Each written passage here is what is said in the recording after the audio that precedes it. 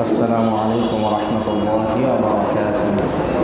إن الحمد لله وحده والصلاة والسلام على من لا نبي بعده وعلى آله وأصحابه ومن تبعهم بإحسان إلى يوم الدين. أما بعد، فأعوذ بالله من الشيطان الرجيم. بسم الله الرحمن الرحيم.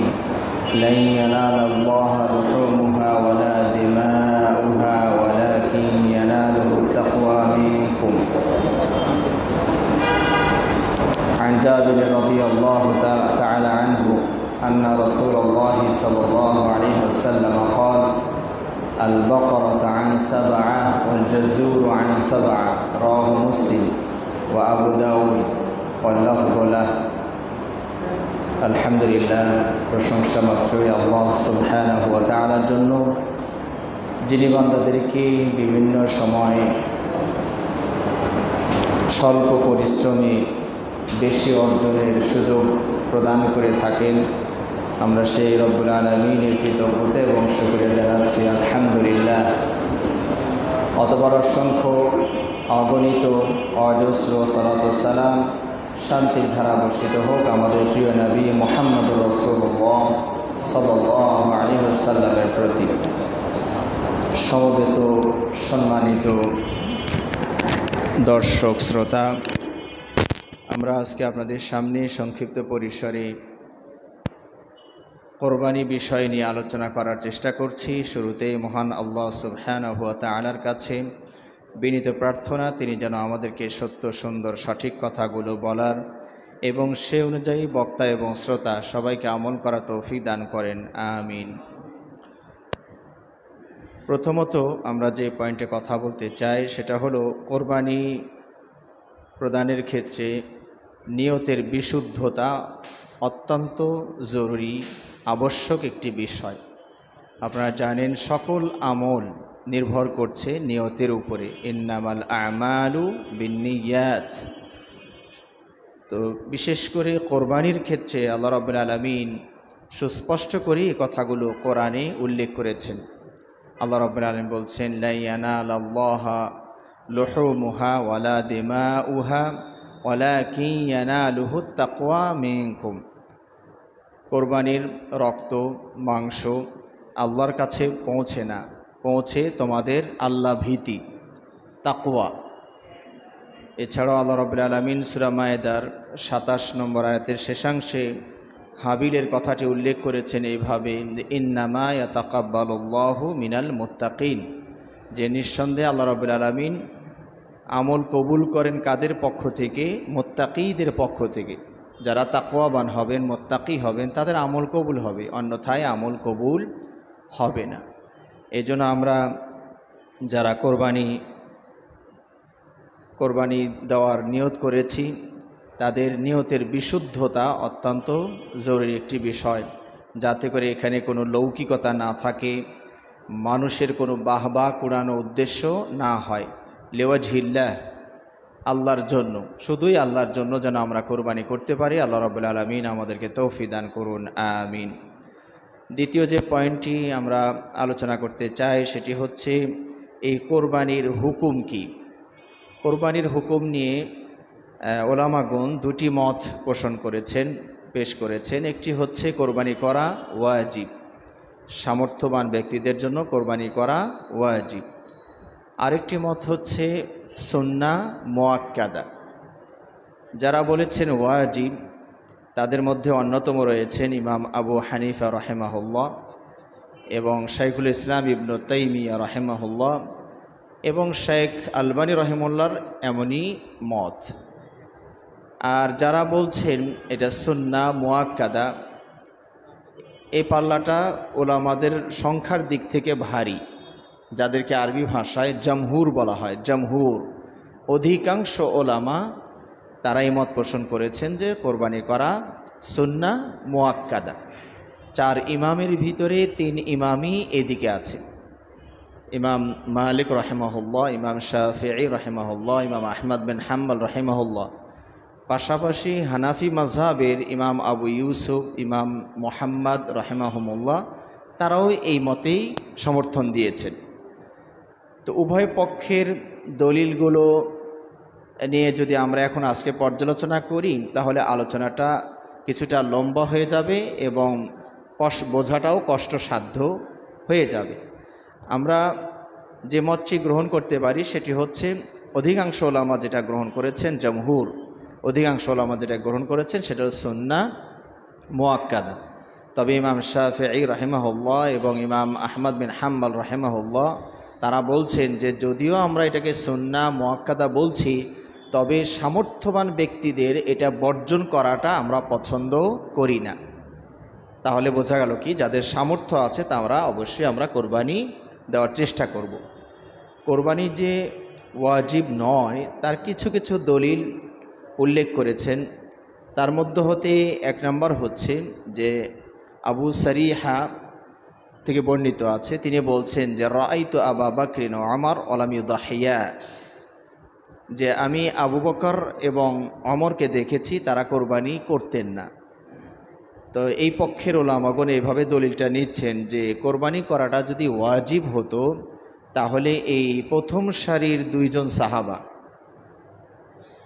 আবু বকর রাদিয়াল্লাহু আনহু এবং ওমর রাদিয়াল্লাহু আনহু তাদের কাছে এই কথাটা অস্পষ্ট থাকতো না এবং তারা কোরবানি বর্জন করতেন না। দুই নম্বর দলিল হচ্ছে আবু মাসউদ আল বদরি রাদিয়াল্লাহু তাআলা আনহু, তিনি বলছেন যে ইন্নী লা আদাউল আদহা ওয়া ইন্নী লা মুসিরুন, আমি কোরবানি বর্জন করি, দেই না, অথচ আমি ধনী মানুষ। কেন দেই না? মাখাফাতা আইয়ারা জিরানি আন্নাহু হাতমুন আলাইয়া, এই আশঙ্কায় যে আমার প্রতিবেশীরা মনে করবে যে এটা আমার উপরে ওয়াজিব, এটা যেন মনে না করে, এই জন্য আমি ধনী হওয়া সত্ত্বেও মাঝে মাঝে ছেড়ে দিই। তিন নম্বর দলিল হচ্ছে আব্দুল্লাহ বিন ওমর রাদিয়াল্লাহু তাআলা আনহুকে জিজ্ঞেস করা হলো যে কোরবানি সম্পর্কে, আওয়াজিবুন হি, এটা কি ওয়াজিব? তিনি সরাসরি উত্তর ইয়েস নট, নাম লা, হ্যাঁ না, কিছু না বলে পাশ কেটে উত্তর দিলেন। বললেন দহান নবী সাল্লাল্লাহু আলাইহি ওয়াসাল্লাম ওয়াল মুসলিমুন, নবী সাল্লাল্লাহু আলাইহি ওয়াসাল্লাম কোরবানি করেছেন, মুসলিমরা করেছে। তো লোকটার উত্তর সুবিধাজনক হয়নি, কারণ উনি তো জানতে চেয়েছিলেন যে এটা ওয়াজিব কি না। তো উনি বললেন তো পাশ কাটা উত্তর, আবার জিজ্ঞেস করলেন এটা ওয়াজিব কি না। তখন তিনি বললেন, উত্তরে বললেন, তুমি কি আমার কথা বোঝো? নবী সাল্লাল্লাহু আলাইহি ওয়াসাল্লাম কোরবানি করেছেন, মুসলিমরা কোরবানি করেছে। তো দেখা যাচ্ছে কি, যদি এটা ওয়াজিব হতো তাহলে আব্দুল্লাহ বিন ওমরের মতো সাহাবা এইভাবে পাশ কেটে উত্তর দিতেন না, সরাসরি বলতেন হ্যাঁ অবশ্যই, এরকম একটা উত্তর হয়তো তিনি দিয়ে দিতেন। চার নম্বর এবং আজকের এই পর্বের সর্বশেষ দলিল হচ্ছে আব্দুল্লাহ বিন আব্বাস রাদিয়াল্লাহু তাআলা আনহু কোরবানির দিনে আসলে তার ছাত্র ইকরিমাকে 2 দিরহাম বা 2 দিনার, স্বর্ণের টাকা বা রূপার টাকা, আমার একটু সন্দেহ, যে ওই 2 দিনার বা দিরহাম ওই ছাত্রকে দিয়ে বলতেন বাজার থেকে আমার জন্য গোস্ত কিনে নিয়ে আসো। কেউ যদি জিজ্ঞেস করে তাহলে বলিও এটা আব্দুল্লাহ বিন আব্বাসের কোরবানির গোস্ত। আচ্ছা এখন বলুন তো এটা কি কোরবানি? বাজার থেকে গোস্ত কিনে নিয়ে আসছেন, তার মানে আব্দুল্লাহ বিন আব্বাস কোরবানি দেননি। হ্যাঁ, ওই বাজার থেকে কিনে নিয়ে আসছেন, এখান থেকেও বোঝা যায় যেটা ওয়াজিব নয়। তারপরও আমরা আপনাদেরকে বলবো যে নবী সাল্লাল্লাহু আলাইহি ওয়াসাল্লাম 10 বছর মদিনাতে ছিলেন, প্রত্যেকবারই তিনি কোরবানি করেছেন। আকামান নবী সাল্লাল্লাহু আলাইহি ওয়াসাল্লাম বিল মদিনাতে আশরান ইউদাহি 10 সিনিন, 10 বছর নবী সাল্লাল্লাহু আলাইহি ওয়াসাল্লাম মদিনাতে ছিলেন, 10 বছরই কোরবানি করেছেন। তাহলে এখান থেকে একটা গুরুত্ব বোঝা যায়। এই জন্য আমরা মনে করি যারা সামর্থ্যবান আছেন, এখন যে মাসলাগুলোতে ওলামাগণ মতভেদ করেছেন, আমরা যদি সেখান থেকে কিছুটা নিরাপদ থাকতে চাই তাহলে আমাদের জন্য উত্তম হলো একটা ছাগল হলেও কোরবানি দেওয়া। আপনি একটা খাসি না পারেন, একটা ওই বকরি যেটা আমরা বলি, মেয়ে ছাগল, মহিলা ছাগল যেটা মেয়ে, হ্যাঁ বকরি, হ্যাঁ, তাহলে একটা বকরি 5,000 টাকার মধ্যেও পাওয়া যায়, তাহলে সেটাও আপনারা দিতে পারেন।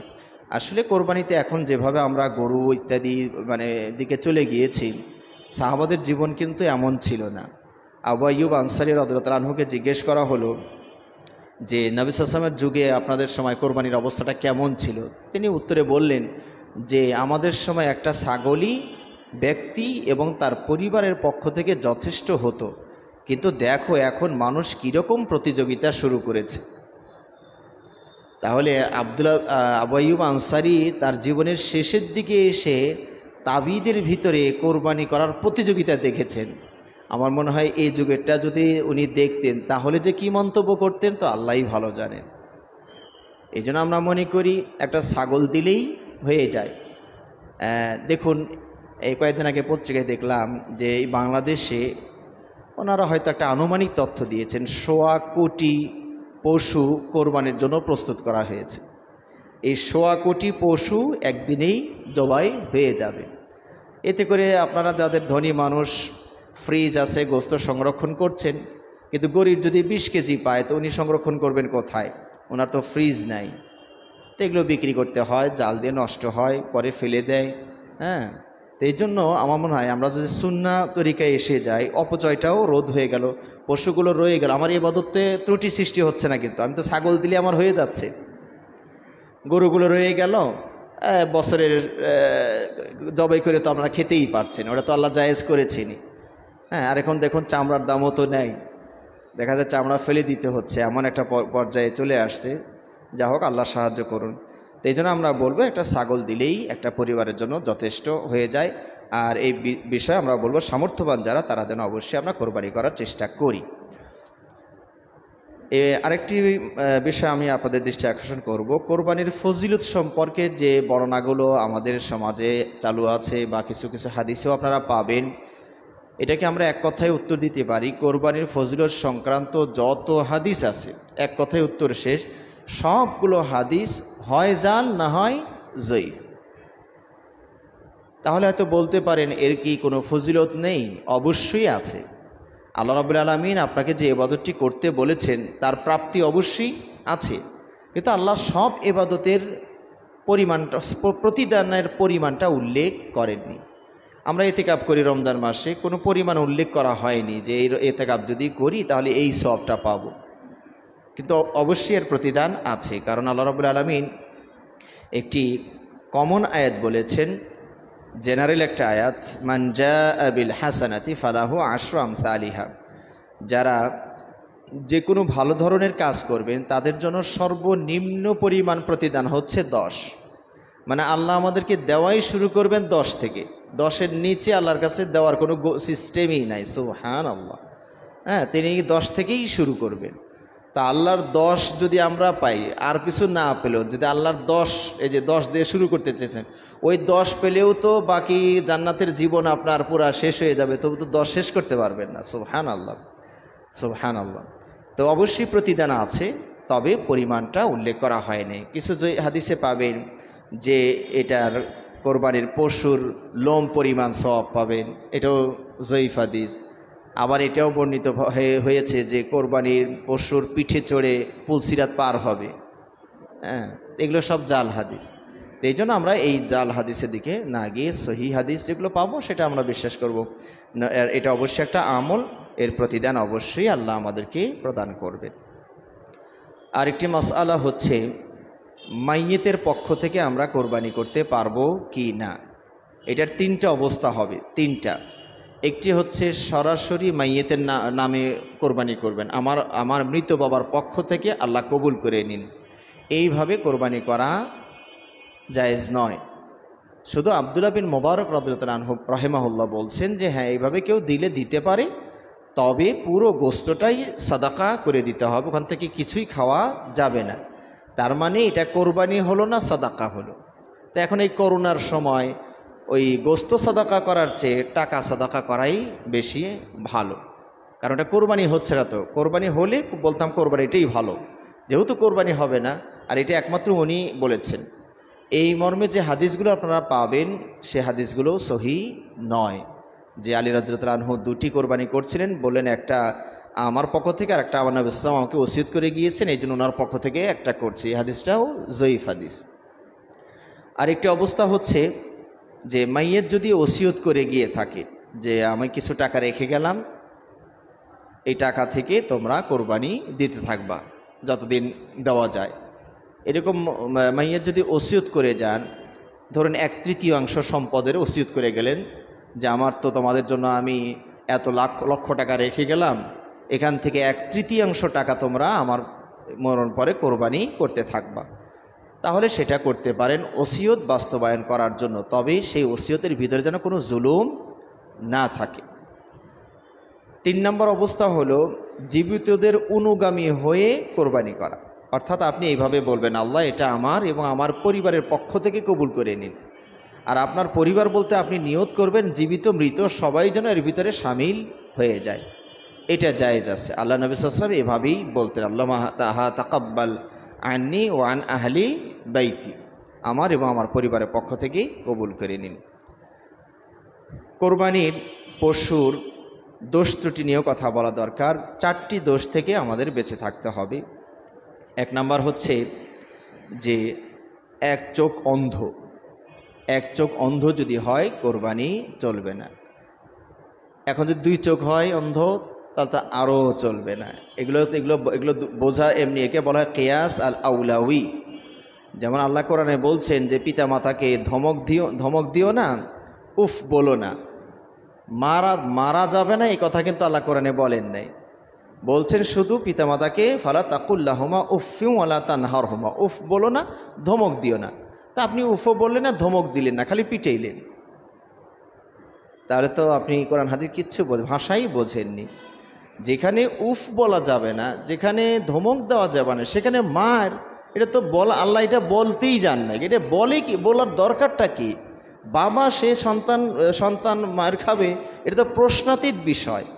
যেখানে ধমক দেওয়া যাবে না, যেখানে উফ বলা যাবে না, তো ওই কথাটা এখানে মায়ের কথাটা এখানে বলারই প্রয়োজন নেই। হ্যাঁ, যে ছেলে এটা করবে সেটা তো ছেলেই হওয়ার যোগ্য না, যেন বিষয়টা এরকম। তা আল্লাহ এখানে যেটা বলেছেন, নবী সাল্লাল্লাহু আলাইহি ওয়াসাল্লাম বলছেন আল আওরা আল বাইয়িনু আওয়ারুহা, সুস্পষ্ট অন্ধ যদি হয়, হ্যাঁ, তাহলে 1 চোখ যদি অন্ধ হয় চলবে না, 2 চোখ অন্ধ হলে তো আরও চলবে না। এখন যদি 2 চোখ অন্ধ হয়, আপনারা ধরতে পারবেন গরুটা নিয়ে আসার সময়, দেখবেন যে গরু যায় না, চুপ দাঁড়িয়ে থাকবে, অন্ধ গরু দাঁড়িয়ে থাকবে। কিন্তু 1 চোখ যদি অন্ধ হয় আর 1 চোখ যদি ভালো থাকে, তাহলে কিন্তু আপনার সাথে সাথে টানলে যেতে থাকবে।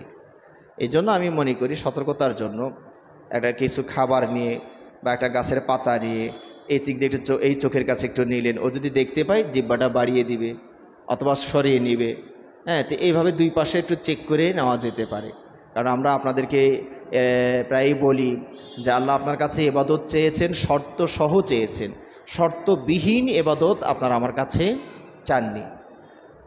ধরুন আপনি একটা জামা টেইলার্সে অর্ডার দিয়েছেন, হাতা দিতে হবে 2টো, উনি হাতা দিয়েছেন 1টা, আপনি কি এই জামা নেবেন?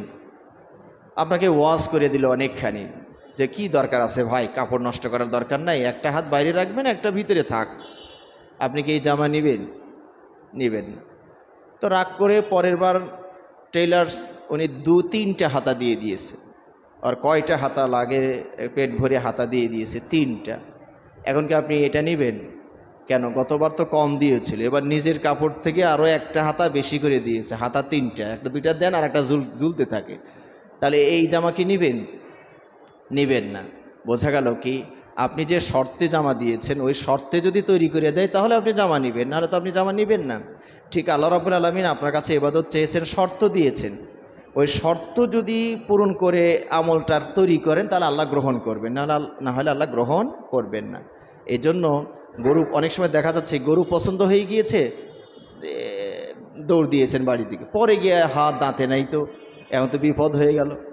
এই জন্য শর্তগুলো কি কি, অবশ্যই আপনারা যারা গরু কিনতে যাচ্ছেন তারা এগুলো জেনে নিয়ে গরু কিনতে যাবেন বা ছাগল কিনতে যাবেন। 1 নম্বর শর্ত আমরা কি বললাম?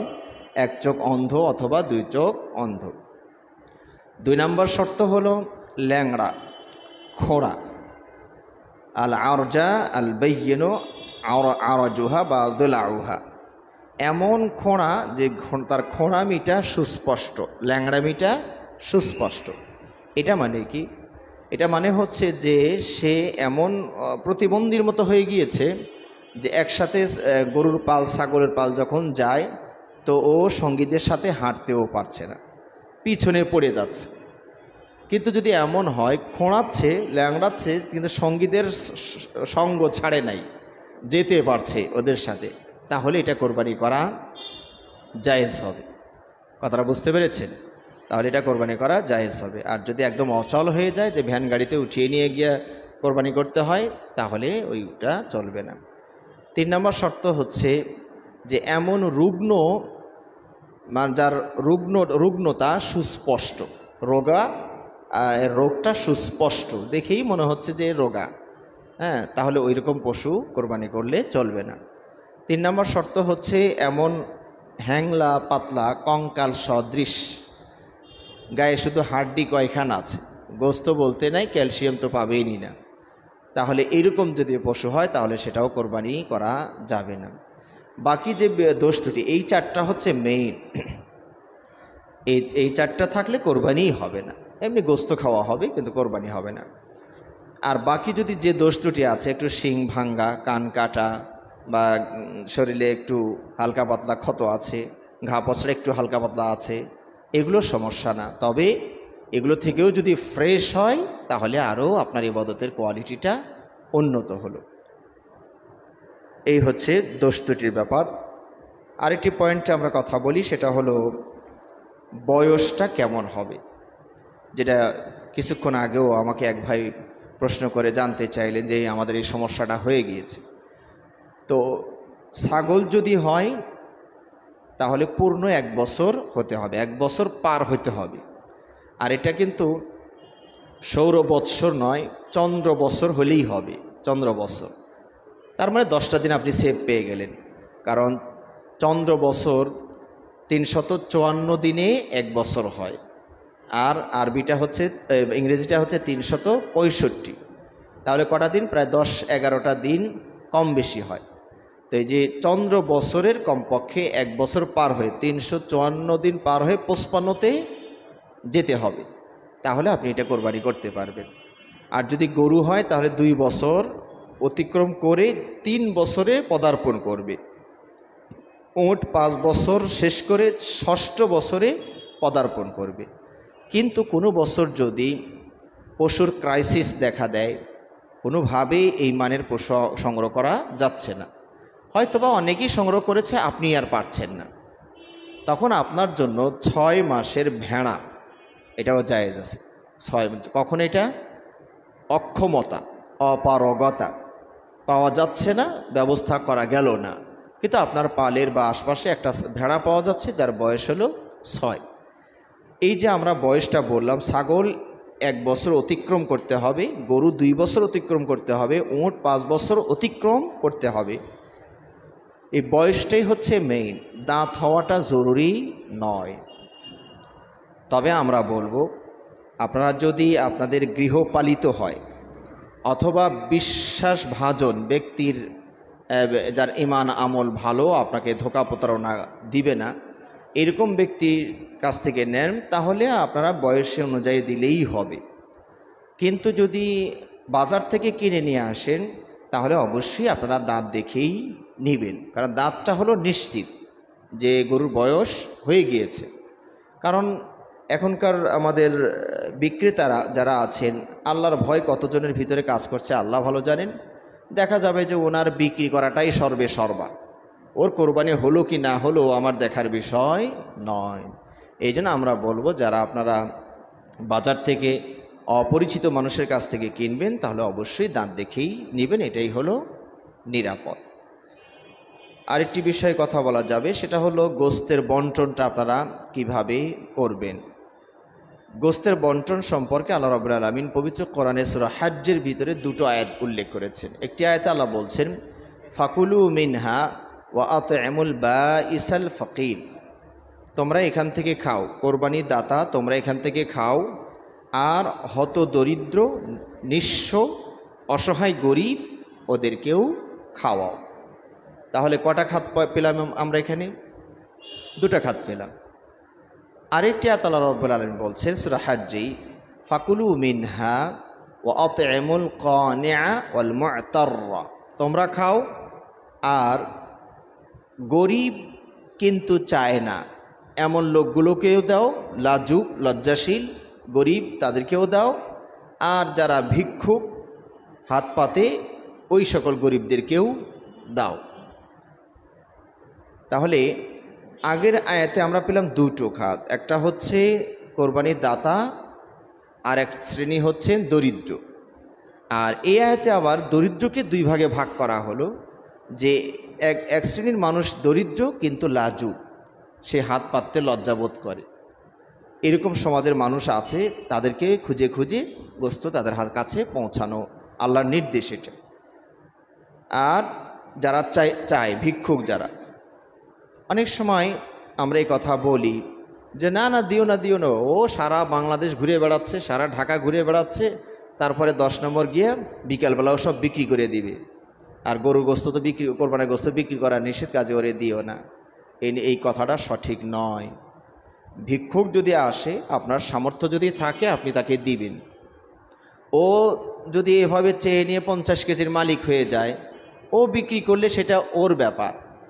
এখানে বিক্রয় নিষেধ যেটা হয়েছে সেটা হলো কোরবানির দাতা বিক্রি করতে পারবে না, কিন্তু গরিবকে দিয়েছেন সে যদি বিক্রি করে দেয় সেটা নিষেধের আওতায় পড়বে না। কয়েক বছর আগে, গত বছরই এক ইমাম সাহেবের অভিযোগ আসছে আমার কাছে, যে ইমাম সাহেব কোরবানির গোস্ত আমরা মনে দিয়েছি, উনি সব বিক্রি করে ফেলছি, তো ওনার চাকরি নিয়েই টানাটানি পড়ে গিয়েছে। হ্যাঁ, তো মাসলা তো এইটাই, ইমাম সাহেবকে আপনারা দিয়েছেন, কথার কথা, ইমাম সাহেব মালিক হয়ে গিয়েছে, আপনার দায়িত্ব শেষ। এখন ইমাম সাহেব খাক, বিক্রি করুক, অথবা উনি আবার কাউকে হাদিয়ে দিক, সেটা ওনার ব্যাপার। হ্যাঁ, অনুরূপভাবে আরেকটি মাসলা যেহেতু প্রসঙ্গগত এসে গিয়েছে বলা ভালো, দেখবেন কোরবানির পরে চর্বি ক্রেতারা আপনার বাড়িতে এসে আওয়াজ দিবে, চর্বি চর্বি।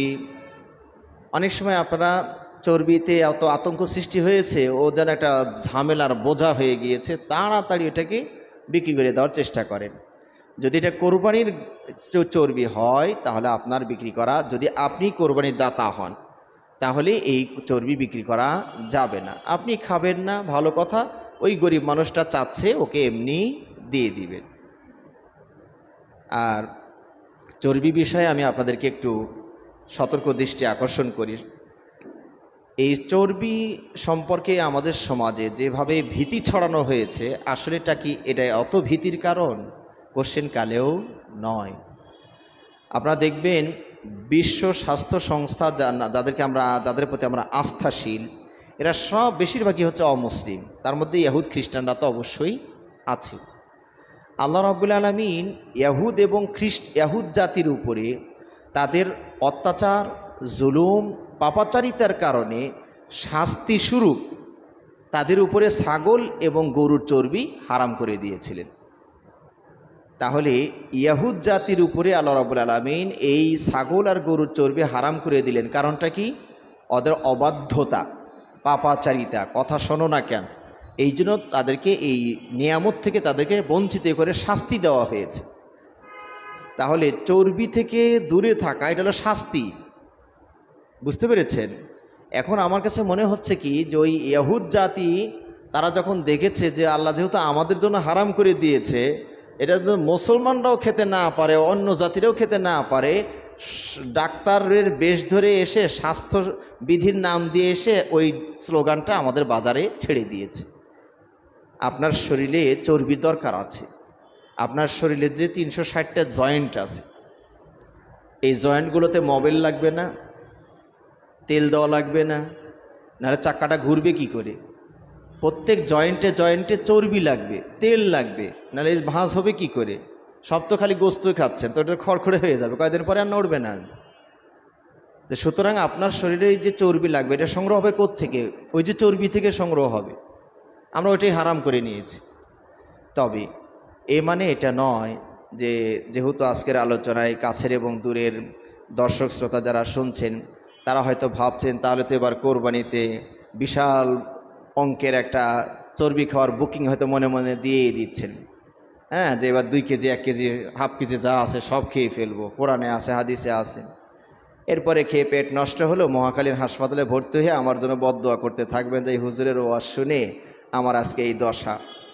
আমরা বলছি কি যে পরিমিত খাবেন, পরিমিত, যেটুকু আপনার সয়। আপনি যদি পোলাও যদি ধারণ ক্ষমতা হজম ক্ষমতা 1 প্লেট, আপনি 1.5 প্লেট 2 প্লেট মেরে দিয়েছেন, তাহলে তো আপনাকে হাসপাতালে যাওয়া লাগবে। এই জন্য আমরা বলছি যে 40-এর আগে আপনার শক্তি আছে, লোহাও হজম করে। মানুষ আমাদের আঞ্চলিক ভাষায় বলে 40-এর আগে লোহা খেয়েও হজম করে, তার মানে পেট খুব মজবুত, যা দিবেন সব হজম করে। 40-এর পরে গেলে একটু বিবেচনা করে খেতে হয় যে এটা আমার শরীর পারবে কিনা, হজম করতে পারবে কিনা। এক কথায় আমরা আপনাদেরকে যেদিকে আহ্বান করছি সেটা হলো চর্বি সবটুকু A to Z খারাপ নয়, এর মাঝে কল্যাণ আছে, উপকারিতা আছে।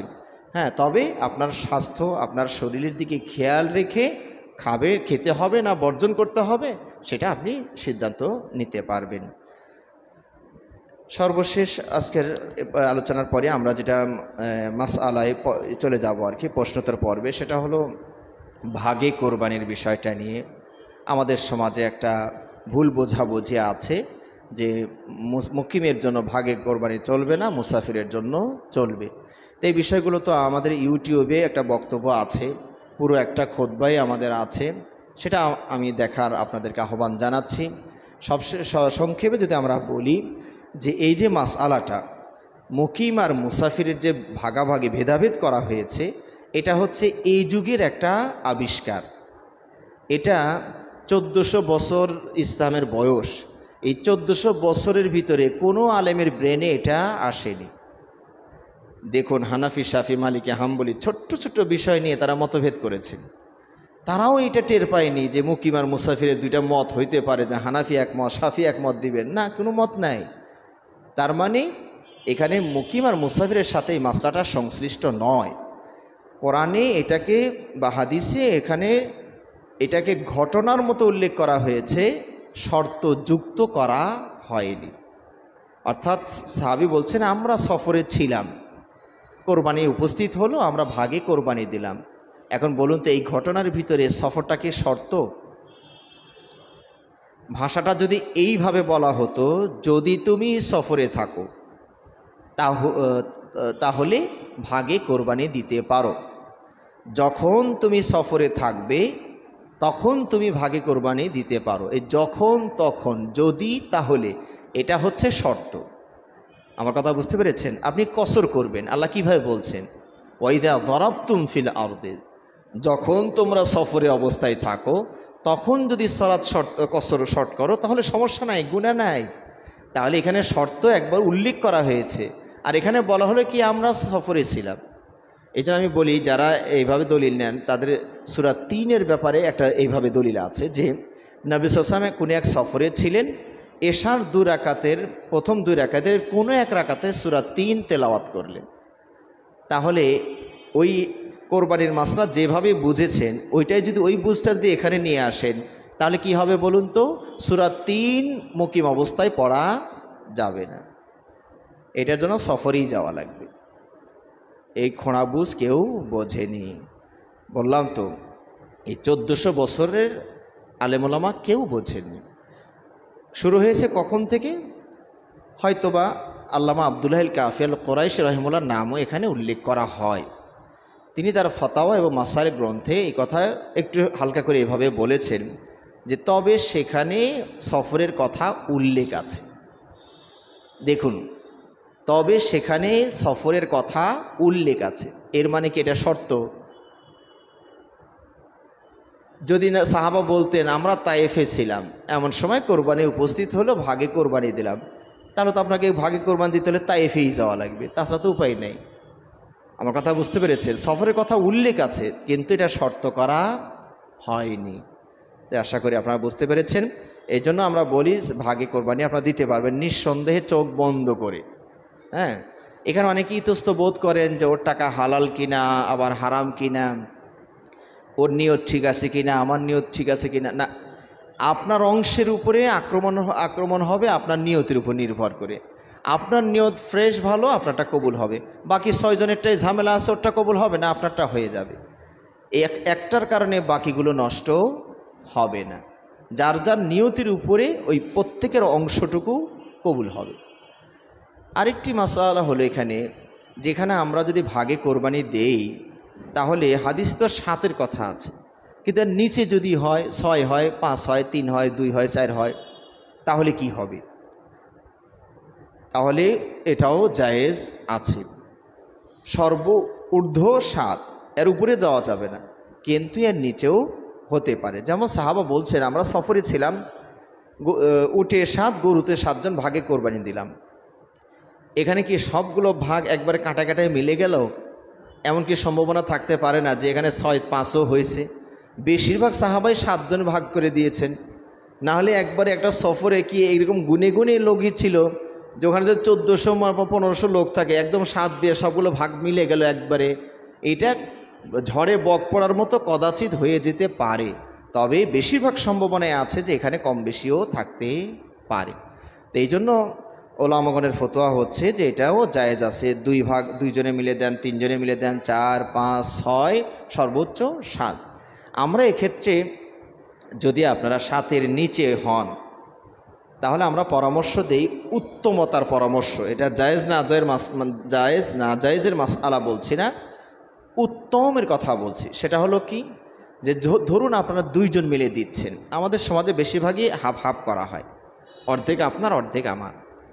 উত্তম হইল এখানে 4 আর 3 এইভাবে মিলিয়ে নেওয়া, যে আপনি 4 ভাগের টাকা দিবেন, আমি 3 ভাগের টাকা দিব। গোস্তের বিষয়টা আপনাদের আপোষের ব্যাপার।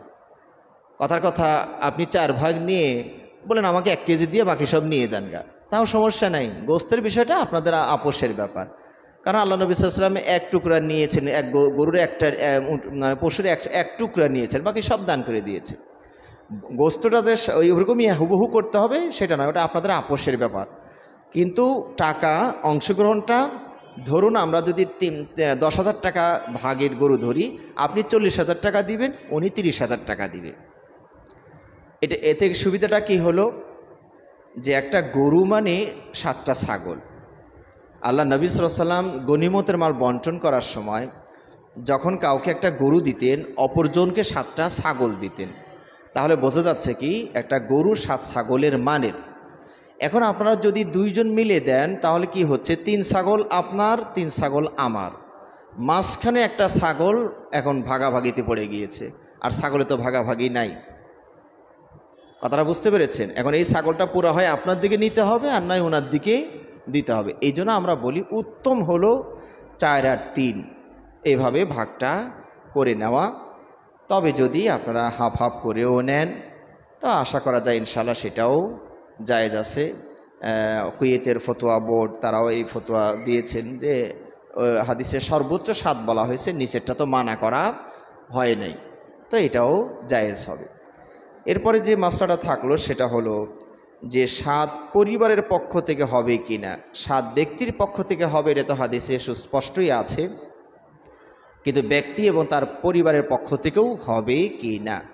তো এই বিষয়টা হাদিসে একদম সুস্পষ্ট, মানে পরিবারের কথাটা আসেনি। আল বাকারাতু আন সাবা আই সাবাতু আশখাস, 7 ব্যক্তির পক্ষ থেকে বলা হয়েছে।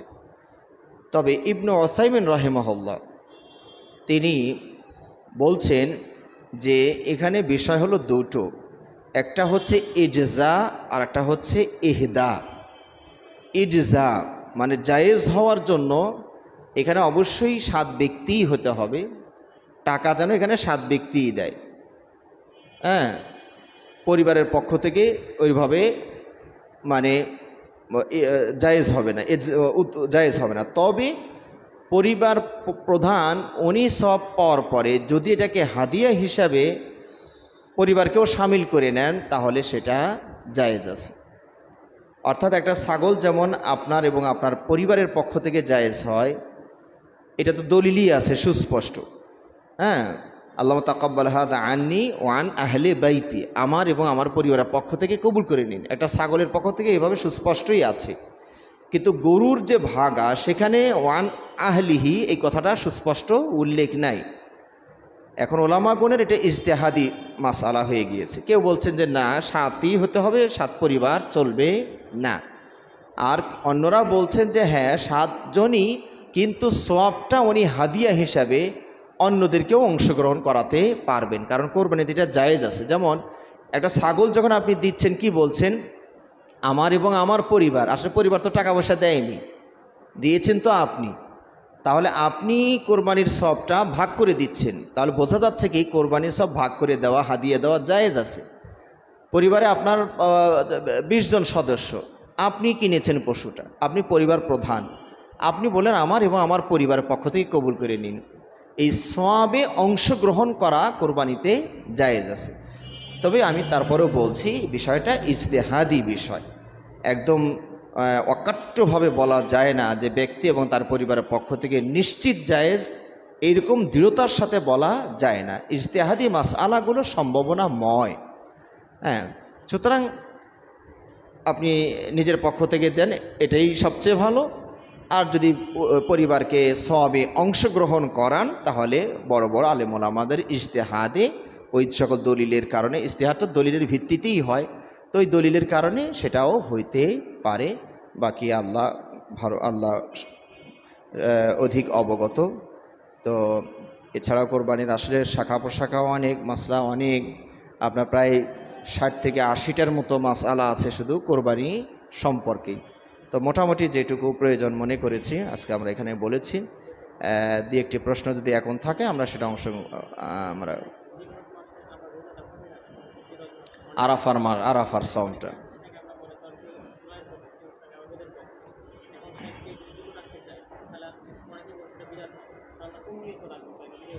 জি, আরাফার সওম নিয়ে আমাদের দেশের ওলামাগণ 3 দলে বিভক্ত হয়েছে। একদল বলছেন যারা এক চাঁদের পক্ষে, অর্থাৎ সৌদি আরবে চাঁদ উঠলেই তারা সওম পালন করবেন, কোরবানি করবেন, মুহররম সওম রাখবেন, আরাফার সওম রাখবেন। তাদের দৃষ্টিতে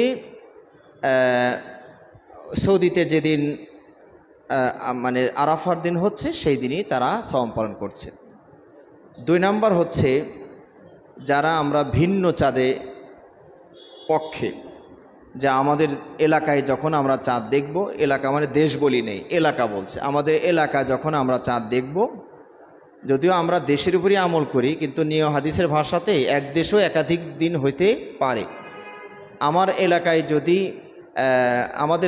আমাদের দেশীয় চাঁদ, এলাকার চাঁদ হিসাবে আমরা যারা রাখি, তারা একটু পরে, হ্যাঁ পার্শ্বের কথা একটু পরে, আমার কথা বুঝতে পেরেছেন আপনারা? আমি বলছি যে আরাফার দিনের সওম নিয়ে আমাদের দেশে ওলামাগণ কয় দলে ভাগ হয়ে গিয়েছেন? 3 দলে।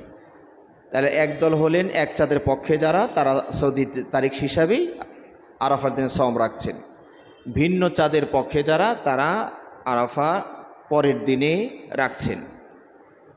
এই পক্ষের ওলামাগণ যারা ভিন্ন চাঁদের, তাদের আবার একটা গ্রুপ এই আরাফার দিনে আবার এই গ্রুপের সাথে এক চাঁদের সাথে চলে আসছে।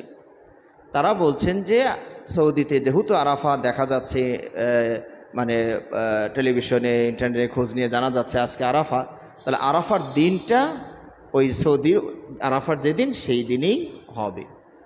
কটা মত হলো তাহলে? 3টা মত হয়ে গেল। এখন এটার ভিতরে আমরা যেটাকে বিশুদ্ধ মনে করি সেটা হলো আমাদের দেশের চাঁদ হিসাবে আমার যেদিন আরাফা হবে সেই দিন আমরা আরাফার সওম পালন করব। কারণটা কি? কারণ হচ্ছে আমাদের মাঝে একটা ভুল বুঝ হচ্ছে, সেটা হলো যে আরাফার দিনে, আরাফায় যখন মানুষের সমাগম হবে, হাজী সাহেব যখন অবস্থান নেবেন, ওই দিন আমরা সওম রাখবো। এই বুঝটা হলেও একটা ভুল বুঝ হচ্ছে। কারণ আরাফার ময়দান আর আরাফার দিবস দুটো এক জিনিস নয়। কারণ আরাফার ময়দান হচ্ছে সৌদি আরবের একটা ভূখণ্ডের নাম, সেটা কিন্তু ওখানেই থাকবে, ওটা কখনো নড়চড় হবে না, বিশ্ব সফর করবে না। কিন্তু ইয়ৌমে আরাফা, আরাফার দিবস সারা বিশ্ব ঘুরবে। আরাফার দিবসটা জাপানেও যাবে, আরাফার দিবস বাংলাদেশ হয়ে, ভারত হয়ে, পাকিস্তান হয়ে, রাশিয়া, চীন হয়ে, এভাবে সারা বিশ্ব সফর করবে। এখন ধরুন সারা বিশ্ব কিন্তু একই দিনে, একই সাথে দিনও হয় না, একই সাথে রাতও হয় না। আরাফার যেদিন দিবস শুরু হলো, এই জায়গায় আমার হাতের দিকে খেয়াল করুন, আমি একটা রাত আর দিন বোঝাচ্ছি। আমার এই হাতটা আমরা দিন বোঝাচ্ছি আর এই হাতটা আমরা রাত বোঝাচ্ছি। বিশ্বে কিন্তু এরকম আছে, তাই না? ধরুন এইখানে আরাফার দিন শুরু হলো, ঠিক এই জায়গাতে আরাফার রাত শুরু হয়েছে। কথাটা কি বুঝতেছেন আপনারা? এখানে আরাফার রাত কিন্তু সামনে চলে গিয়েছে, কারণ আরবিতে রাত থেকে তারিখ চেঞ্জ হয়। এই যে আমার হাতটা খেয়াল করুন, এখন সৌদি আরবে আরাফার দিন চলছে, আর তার সামনে পশ্চিমে এখানে কি চলছে? আরাফার রাত চলছে। এখন যারা মনে করছেন যে এই জায়গায় হাজী সাহেবরা এখন অবস্থান করছে, এখন আমরা সওম পালন করব, তাহলে এই যে যারা রাতে অবস্থান করছে এই সময়ে, তারা সওমটা কখন পালন করবে? বুঝতে পেরেছে? রাতে কি সওম হয়? আচ্ছা, তাহলে নিশ্চয়, তাহলে এখন আমার হাতের দিকে ভালো করে খেয়াল করুন। তাহলে এখন এইভাবে হবে আবার। এখন এই এলাকায় আরাফার দিন গেছে, এই এলাকার মানুষ আরাফার দিনের সওম পালন করবে। এখন আরাফার ময়দানের কি অবস্থা কোন তো দেখি? এখন অন্ধকার, আরাফাতে এখন রাত শুরু হয়ে গেছে। হাজী সাহেবরা পটলা পাটলি গাট্টি বস্তা সব নিয়ে মুজদালেফায় এসে ঘুমাচ্ছেন। এই সময়ে এই এলাকার মানুষ আরাফার দিনের সওম পালন করছে। তার মিলল কোথায়? কথাটা বুঝতে পেরেছেন? তো সুতরাং এই দিবসটা যেহেতু রানিং অবস্থায় আছে, ঘূর্ণয়মান আছে, যে আমাদের এখানে যখন আসবে তখন আমরা সওম শুরু করব, ঘুরে আসুক আমাদের কাছে। হ্যাঁ, আরাফার ময়দানের হাওয়া আবহাওয়া সবটুকু নিয়ে পরের দিন আমাদের কাছে সারা বিশ্ব ওটা সফর করবে। তো আশা করি আপনারা বিষয়টা বুঝতে পেরেছেন। তো এখন কেউ বলছেন দুটো রাখবেন। হ্যাঁ, যেহেতু আপনি এক নাম্বার হচ্ছে যে আপনি এখান থেকে 1 থেকে 9 পর্যন্ত সওম রাখতে পারেন, এটা অনুমতি পাওয়া যায়। কিন্তু এখন আরাফাকে নিয়ে যেহেতু মাসলা দুই রকম হয়ে গিয়েছে, আপনি সন্দেহ করছেন যে এটাও হয় কি না ওটাও হয় কি না, ঝামেলায় গিয়ে লাভ নাই, আমরা দুটোই রাখি। দুটোই আপনি আরাফার সম্ভাবনাময় দিন হিসাবে রাখলেন। তা কী করে হয়? কেমনে হবে? আপনারটা প্রথমটা যদি আরাফার দিন হয়, পরের দিনটা আপনার সওম হারাম হয়ে গিয়েছে, কারণ ওটা আপনি ঈদের দিন পড়ে গেছে। এই জন্য আপনি যে কোনো একটা মতে আসেন, আপনি যে আলেমের প্রতি আপনার আস্থা হয় যে একসাদাওয়ালারাই ভালো, ঠিক আছে, তাহলে ওইটা অনুযায়ী আরাফার একদিনই হয়, আপনি ওই দিন পালন করেন। অথবা ভিন্ন চাঁদের পক্ষে আপনি এসে যান যে দায়িত্ব আলেমোলা আমাদের শাইখ আব্দুল বলছে, আমরা বিশ্বাস করতে মানছি, আল্লাহ ধরলে ওনারে ধরেন, আর আমাকে ধরবেন আল্লাহ কি? আমি তো দলিল প্রমাণ আমি বলিনি, আমার বড় বড় আলেমোলামা, অধিকাংশ আলেমোলামা এই মতে আছেন, আমরা সেই হিসাবেই তো কথা বলার চেষ্টা করছি। তাহলে আপনি একে আসতে হবে, দুইয়ে কখনো এটাতে যাওয়া যাবে না। আরাফার দিন একটাই, নিশ্চিত একটাই হয়, দুটো হয় না। ঠিক আপনি লাইলাতুল কদর বলুন, সেটা আপনার এলাকায় যখন কদর রাত্রি হবে তখন ওই রাত্রিটা আবার সামনে যেতে থাকবে, সামনেওয়ালারা ওই দিন ওইটা পালন করবে। এটার সবচেয়ে সহজ একটা বুদ্ধি আমি এইভাবে বলি যে আল্লাহ রাব্বুল আলামিন প্রতি রাতের শেষাংশে নিচের আসমানে নেমে আসেন, প্রতি রাতে শেষাংশে নিচের আসমানে নেমে এসে বান্দাদেরকে আহ্বান করতে থাকেন। এখন আপনারা বলুন তো, এটা কার রাতের শেষাংশে নামেন? সৌদি আরবের যখন শেষাংশ হবে ওই সময়, কখন এটা? এই যে যার যার শেষ রাতে আল্লাহ নেমে আসেন। আমার এখন শেষ রাত, এখন আল্লাহ আমার কাছে বিশেষ আহ্বান রেখেছেন, এই অংশটা যেতে থাকবে, সারা বিশ্বে ঘুরতে থাকবে, ওই সময় ওখানে আল্লাহ অফারটা যাবে। বিষয়টা বুঝতে পেরেছেন? এটা যদি বুঝে থাকেন তাহলে সবগুলো মাসলা সমাধান হয়ে যায়। আমার জোহর কখন? আমার আকাশের সূর্য যখন পশ্চিম আকাশে ঢলে যাবে। এখন যদি ফোন করে জানেন না জাপানের জোহরের সময় হয়ে গেছে, বলেন কি এই মসজিদ আজান দাও জাপানের সময় হয়ে গিয়েছে, তাহলে তো মুশকিল লেগে যাবে। একদল এরকম তৈরিও হয়ে গেছে, মক্কার আজানে সারা বিশ্ব সালাত পড়তে হবে। মক্কার যখন জোহরের সালাতের আজান হবে সারা বিশ্ব জোহর পড়বে, এখন রাত 12টা একটা যাই বাজু। দেখেছেন মানুষের অবস্থা অনেক করুণ হয়ে গিয়েছে, বুঝতে পেরেছেন? তো যা হোক,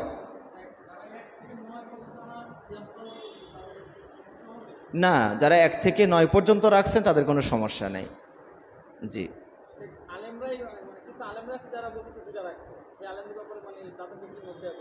এটা যদি তারা একটা ইজতিহাদের মতো মনে করেন যে যেহেতু এখানে পক্ষেও বলে ও পক্ষেও বলে, সেটা ইজতিহাদ বলা যেতে পারে, কিন্তু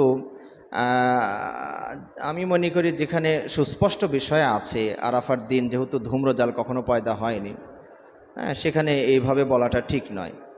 বরং আরও তিনি বলতে পারেন এইভাবে যে আপনি 9টায় রাখা যায়, আপনি 9টাও রাখতে পারেন, কিন্তু ওই আরাফাকে উদ্দেশ্য করে 2 দিন রাখবেন, এটা হয় না। জি জি জি, হ্যাঁ বোঝা, হ্যাঁ নবী সাল্লাল্লাহু আলাইহি ওয়াসাল্লাম না ফরজ বোঝায় না, সংখ্যা বেশি হলেই যেটা ফরজ হয়ে যাবে বিষয়টা এমন নয়। নবী সাল্লাল্লাহু আলাইহি ওয়াসাল্লাম যেমন তারাবির সালাত কত রাকাত পড়েছেন, 8 রাকাত পড়েছেন, কোনো সালাত এরকম নাই, তাহলে কি এটা ফরজ হয়ে যাবে? রাকাত সংখ্যা যেহেতু বেশি, তাহলে কি ফরজ হয়ে যাবে? তা যাবে না, গুরুত্ব বোঝায়।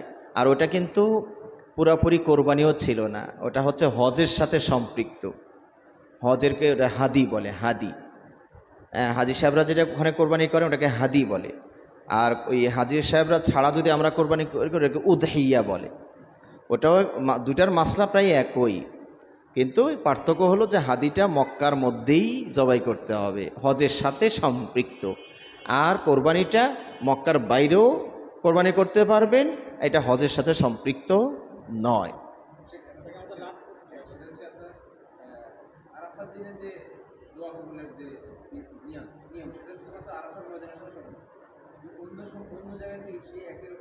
না, দোয়াটা আরাফার ময়দানের সাথেই সংশ্লিষ্ট, সওমটা আমাদের সবার জন্য। কিন্তু এখানে আপনি আরেকটা দলিল সূক্ষ্মভাবে নিতে পারেন। আল্লাহ নবী সাল্লাল্লাহু আলাইহি ওয়াসাল্লাম বলছেন সওম অবস্থায় দোয়া কবুল হয়। তা আরাফার দিনের আপনি সওম পালন করেছেন, ওই হাদিসটা এখানে যোগ হলে তার সওম অবস্থায় দোয়া কবুল হয়, আপনি দোয়া করতে পারেন ওই হাদিসের আলোকে। আমাদের বাংলাদেশের প্রকৃতিতে দেখা যায় যে গ্রামাঞ্চলে যে কুরবানি হয় সেখানে কুরবানির থেকে গোশত থেকে একটা অংশ সমাজে দেওয়া হয়, সমাজের লোকেরা সেটা ভাগ করে প্রত্যেকটা বাসা বাসা বন্টন করে দেয়। এই বন্টন নিতে অনেকে আছে বেনামাজি, যারা বন্টন করে আবার বেনামাজিকে দেওয়া হয়। এখন এটা কতখানি কি যায় শরীয়তের সাথে? ভাই বলছেন যে আমাদের এলাকায় সামাজিক কিছু ব্যবস্থাপনা আছে, যা আমাদের গ্রামেও আমরা দেখি যে ওই 3 ভাগ করেন, 2 ভাগ কোরবানির দাতা নিয়ে আসেন, 1 ভাগের নাম দিয়েছেন যেটা সমাজের ভাগ। সমাজের ভাগ বলতে সমাজ যেটা বোঝান আর কি, সেটা হলো যে এই গোস্তটা আবার সবগুলো একত্রিত করে সমাজের মাথা পিছু ভাগ হয়। এতে করে যারা কোরবানি দিয়েছেন তাদেরকেও দেওয়া হয়। কোনো কোনো সমাজের চিত্র এরকম, আর কোনো কোনো সমাজের চিত্র হলো যারা দিয়েছে কোরবানি তাদেরকে আর দেওয়া হবে না, যারা গরিবরা আছেন তাদেরকে দেওয়া হবে। এখন যদি বিষয়টা এরকম হয় যে যারা কোরবানি দিয়েছেন তাদেরকে আর দেওয়া হবে না, গরিবদের মাঝে বন্টন করা হবে, তাহলে এটা সিস্টেমটা একটু ভালো বলা যেতে পারে। যদিও এই সিস্টেমই আমাকে দিতে হবে এটা জরুরি না, কিন্তু সমাজে এটা ব্যবস্থাপনা হলে কি সুবিধাটা কি হলো যে এখানে সবাই একত্রিত করলো, সমাজের মধ্যে 50-60 জন গরিব আছে, একটা ভাগ আনুমানিক একটা ভাগ করলো। কোন এলাকায় দেখবেন পরিবার প্রতি ভাগ করে, তো ওখানে পরিবারের 2 সদস্য ওকেও 1 ভাগ দেয়, ওনার 10 সদস্য ওনাকেও 1 ভাগ দেয়। আর আমার গ্রামে আমি দেখছি যে ওরা মাথা পিছু ভাগ করে। আগে দেখতাম যে প্রত্যেক মাথা পিছু কতজন সদস্য, গরিব মানে সদস্য 200 জন, 200টাই ভাগ করে। তো এখন আবার সংখ্যা যেহেতু 500 হয়ে গিয়েছে, ভাগ করার জায়গা গেছে কমে, এখন তারা 1 ভাগকে 2 জনের 2 মাথা ধরে, 2 মাথা ধরে যে 2 জন মিলে 1 ভাগ করা হয়েছে। এখন ওনার যদি 2 জন হয় তাহলে একটা 1 ভাগ দিয়ে দাও, ওনার 3 জন, তাহলে কি করবেন? 1 ভাগ পুরা দিবে আর 1 ভাগকে অর্ধেক করে দিয়ে দিবে। তো এই সিস্টেমে আমাদের সমাজে ভাগটা করা হয়। এখন আমরা আবার আগের কথায় এসে যাই, যদি সমাজের ভাগটা শুধু গরিবদের ভিতরেই বন্টন করে দেওয়া হয় তাহলে কোনো আপত্তি আমি এখানে দেখি না। কিন্তু যদি এমন হয় যে এই ভাগটা দেওয়ার পর ধনী গরিব যারা দিয়েছেন দেননি সবাইকে আবার দেওয়া হবে, তাহলে এক কিছুটা আপত্তি এখানে এসে যেতে পারে, সেটা হলো যে ওনারা দান করে আবার সেটা ফেরত নিচ্ছেন। আর দান করে ফেরত নেওয়া এটা একটা আল্লাহ নবী সাল্লাল্লাহু আলাইহি ওয়াসাল্লাম ঘৃণিত উদাহরণ দিয়েছেন, সেই কুকুরের সাথে তুলনা করেছেন যে কুকুর বমি করে আবার খেয়ে ফেলে। এটা ঘৃণিত উদাহরণই আল্লাহ নবী সাল্লাল্লাহু আলাইহি ওয়াসাল্লাম বলেছেন। তাহলে এটার পাপটা কত বড় হতে পারে। এখন কেউ যদি মনে করেন যে এই হাদিসের কারণে আমি দিয়ে আসলাম আবার আমাকে আবার নিয়ে আসলাম, এই হাদিসের মধ্যে পড়ে যায়, তাহলে এখানে একটা আপত্তি মনে হয়। কিন্তু আমি ব্যক্তিগতভাবে, এটা আমার ব্যক্তিগত কথা বলছি, আমার বুঝের কথা বলছি, আমি কোনো আলেম ওলামার থেকে পড়েছি এমনটিও নয়। আমার কেন যেন একটা বুঝে এরকম এসেছে যে দানটা কিন্তু দুই রকমের হয়। একটা হচ্ছে যে আমি একদম মালিকানা ছেড়ে দিয়েছি, আর কিছু দান আছে আমি মালিকানা কিছুটা ওর মধ্যে সিস্টেমই এরকম যে আমি দিলেও আবার সিস্টেমে আবার আমার কাছেও কিছুটা আসবে। এই বুঝটা আমি কিভাবে নিয়েছি যে আল্লাহ নবী সাল্লাল্লাহু আলাইহি ওয়াসাল্লাম যখন সম্ভবত সফিয়া রাদিয়াল্লাহু আনহার সাথে বিবাহ বন্ধনে আবদ্ধ হলেন, তো নবী সাল্লাল্লাহু আলাইহি ওয়াসাল্লাম অলিমা দিবেন, তো অলিমার কোনো ব্যবস্থা নবী সাল্লাল্লাহু আলাইহি ওয়াসাল্লামের কাছে নাই। তখন সাহাবারা নবী সাল্লাল্লাহু আলাইহি ওয়াসাল্লাম একটা চাদর বিছালেন, সাহাবারা যার যার বাসার খাবার নিয়ে এসে এখানে রাখলেন, এটা নবী সাল্লাল্লাহু আলাইহি ওয়াসাল্লামকে দিয়ে দিলেন আর কি, যেন সবাই খাবার দিয়ে আবার নবী সাল্লাল্লাহু আলাইহি ওয়াসাল্লামের পক্ষ থেকে এটা অলিমা এই নিয়তে সবাই খাচ্ছে। বিষয়টা কি বুঝতে পারলেন? আর এখন কি আপনি যদি ওই কুকুরের ওই উদাহরণ হাদিসটা এখানে কি আনা যাবে? কারণ এখানে দানই করা হয়েছে এই নিয়তে যে নবী সাল্লাল্লাহু আলাইহি ওয়াসাল্লাম এখন অলিমা দিতে পারছে না, আমরা সবাই এটা দেই, সবাই এটাকে অলিমা মনে করে আবার খেয়ে নিব। তাহলে এটা দানটাই করা হয়েছে এই সিস্টেমে যে আমাদের কাছে আবার এইভাবেই আসবে। যদি এইভাবে আমরা নেই, আমি আপাতত আমার বুঝের কথা বলছি, আমারটাও ভুল হইতে পারে। তো এই হিসাবে সমাজে যদি কোনো জায়গায় এমনও থাকে যে কোরবানির দাতাকেও দেওয়া হয়, তাহলে ওখানকার সমাজের সিস্টেমটাই হলো এই যে আমি দিলাম, এখান থেকে আমাকেও আবার দেওয়া হবে। বরং সমাজের মানুষ নিজের যে গোস্ত নিয়ে গেছে ওর চেয়ে এই ভাগার প্রতি নজরটা বেশি থাকে। কেন বলেন তো দেখি? এখানে 10 গরুর গোস্ত মিক্সড হয়েছে, এটা মজা বেশি, আর আমার তো 1 গরুর ওই 1 মজা। এই জন্য আমি দেখেছি গ্রামের মানুষ কি করে, নিজে ওটা বাদ দিয়ে ভাগা যেটা পাবে এটার প্রতি বেশি আগ্রহী। 10 গরুর মিশ্রিত গোস্ত এখানে পাওয়া যাবে। তো আপাতত আমরা মনে করি যদি কেউ নিজের ঈমান আমলের সেফটি নিরাপত্তা বেশি গ্রহণ করেন, তাহলে এমন হতে পারে যে উনি দিয়ে আসছেন, উনি আর নেবেন না। আমার গ্রামের কথা বলি, সেখানে আমাদের সিস্টেমটা কেউ এমনও করেছেন, ধরুন আমি ছাগল দিয়েছি, ছাগলের ভাগটা আর আমি নিব না, গরুটা নিব। আবার যিনি গরু দিয়েছেন উনি গরুটা নিচ্ছে না, ছাগলেরটা নিচ্ছে।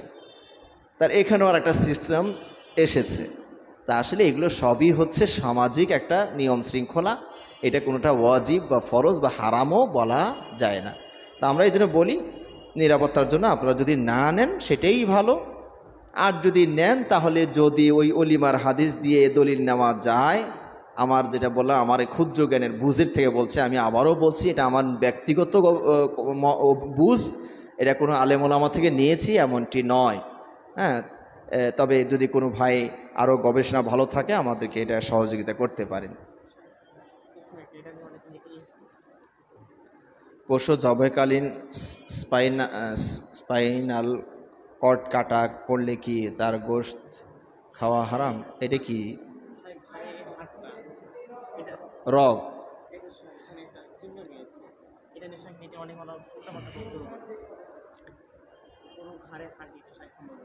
এইগুলো তো কোনো নিষেধের মধ্যে পড়ে নাই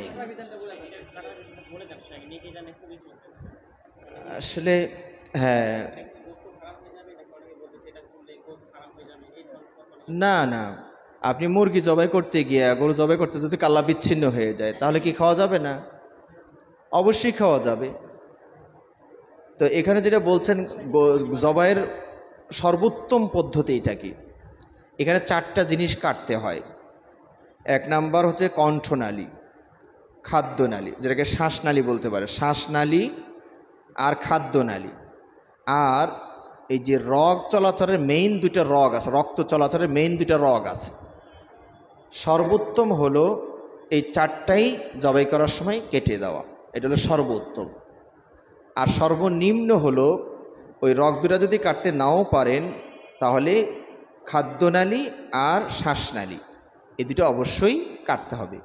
এখন এইটা কাটতে গিয়া আর নিচের দিকে আর কত দূর পর্যন্ত কেটে গেল, পুরা মাথাও যদি আলাদা হয়ে যায়, তাও তো এখানে হাদিসে কোনো নিষেধ আসে নাই, হারামের কোনো প্রশ্নই এখানে আসে না।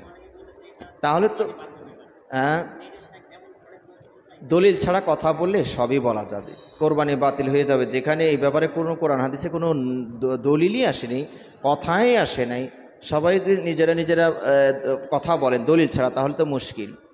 হ্যাঁ, এখানে বললাম তো জবাই করার সময়, তাহলে তো মানুষ জবাই করতে গিয়ে আরও বিপদে পড়ে যাবে। ইঞ্চি আর কস্টেপ নিয়ে দেখতে হবে, যে একবার কেটে দেখতে হবে মাপ দিয়ে যে ওখানে বই পর্যন্ত গেছে কি না। এটা তো গোপোষকে বিশাল কষ্ট দেওয়া হবে, আর এটা কোনোদিন সম্ভব নাকি? গরুকে এত কষ্ট করে জবাই করা হয়। এখন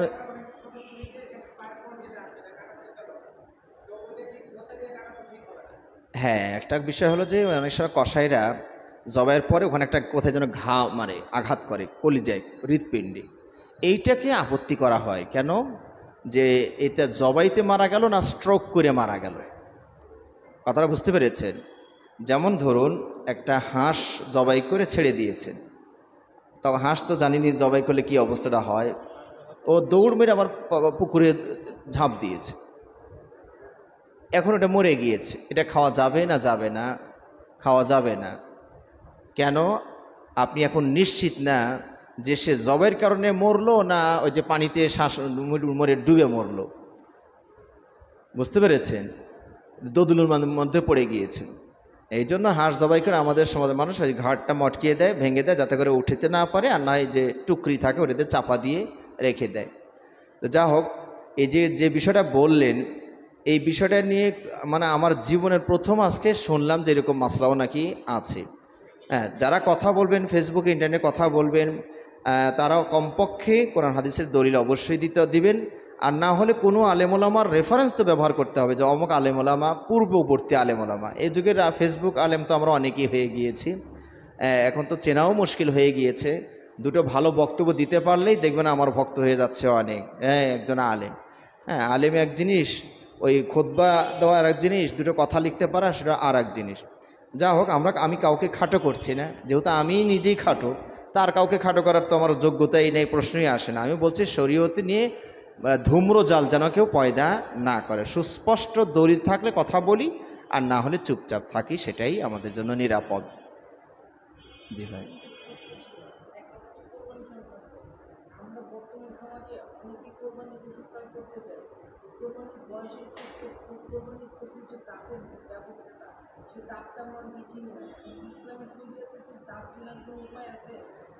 এটা দাঁতটা তো যারা আপনারা বোঝেন, নিচের পাটিতে দাঁতটা গজায় ছাগলের, এই যে এখানে দেখেন নিচের এই ঠোঁটটা ফাঁকা করলে দেখা যাবে ওখানে দুটা দাঁত আছে, ওইটাই আলাদা। মানে আমি বলছি কি, গরু ছাগলের উপরের পাটিতে কোনো দাঁত হয় কি? আপনারা কি বলেন? উপরের পাটিতে কোনো দাঁত নাই, দাঁত হয় আর এক পাটিতে। এখানে দুইটা গজেছে, তার মানে তার বয়স নিচের দুটো দাঁত বড় বড় হয়ে ওঠে, এইটা হলো এর দাঁত। আর দুধ দাঁত কিছু থাকে, সেটা তো আলাদা। আমাদের বাচ্চাদের যেমন দুধ দাঁত থাকে, ওটা পড়ে গিয়ে আবার শক্ত দাঁত যেটা গজায়, ওইটার কথা বলা হয়েছে। এটা ঠোঁটটা ফাঁকা করলে দেখবেন ওখানে দুটো দাঁত, বড় বড় দুটো দাঁত থাকে, ওইটা হচ্ছে বোঝার আলামত। আমরা আজকের মতো এখানেই শেষ করছি। আল্লাহ রাব্বুল আলামিন আমাদের এই আলোচনা থেকে নিজেদের এবং অন্যদের উপকৃত হওয়ার তৌফিক দান করুন।